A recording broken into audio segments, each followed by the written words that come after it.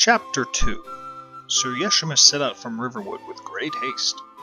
He knew that he must warn the Jarl of the region before there was another dragon attack. As he made his way towards Whiterun, he only stopped one time to take care of a few rabid wolves.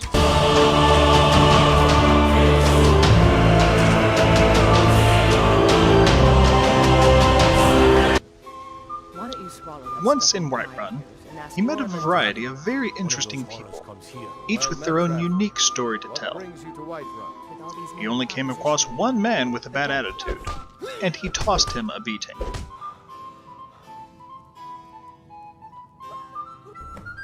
When he finally arrived to the Jarl's castle, he delivered the message of the dragon attack against Helga. Let's go find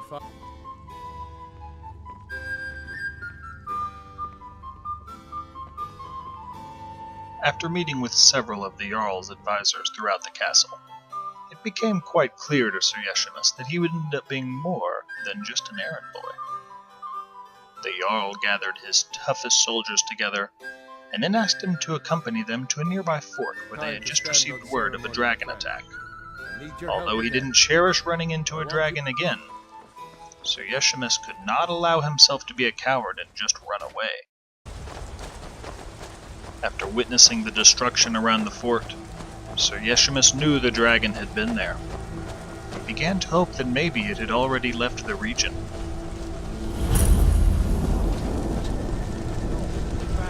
Still here somewhere.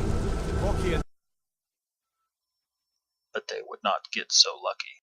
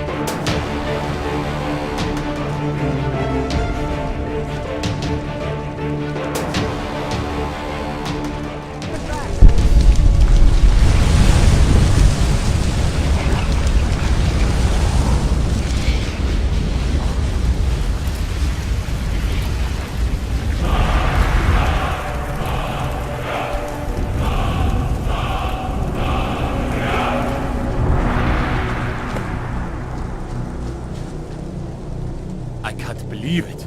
You're Dragonborn. Dragonborn? Sir Yeshimus didn't fully understand what the soldier was talking about, but he did know one thing. He had absorbed the soul of the dragon after he killed it. Filled with all sorts of questions, Sir Yeshimus traveled back to tell the Jarl that he had killed the dragon. He wasn't sure if he would be rewarded for his own efforts in the expedition, but he certainly hoped that he would not go unnoticed. Good. You're finally here. The Jarl's been waiting for you. You heard. So what happened at the watchtower? Was the dragon there?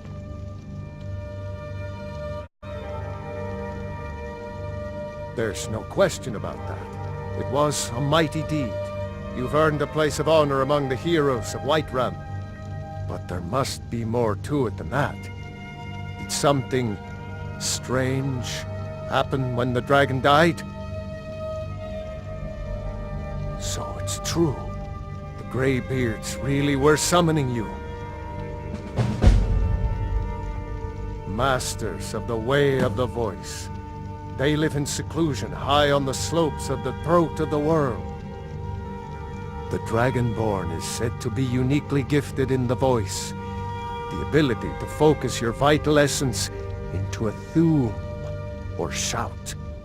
If you really are Dragonborn, they can teach you how to use your gift. The Greybeards. Didn't you hear the thundering sound as you returned to Whiterun? That was the voice of the Greybeards, summoning you to High Hrothgar. This hasn't happened in centuries, at least.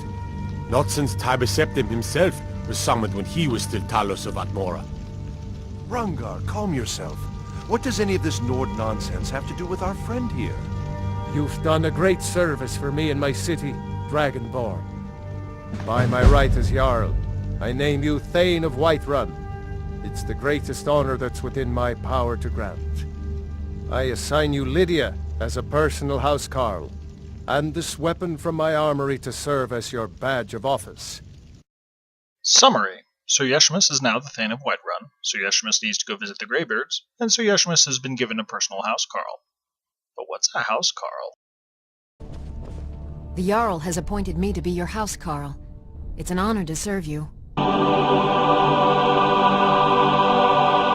With his new place of honor in Whiterun, and his lovely assistant Lydia at his side, Sir Yeshimus was quite pleased with how this day turned out.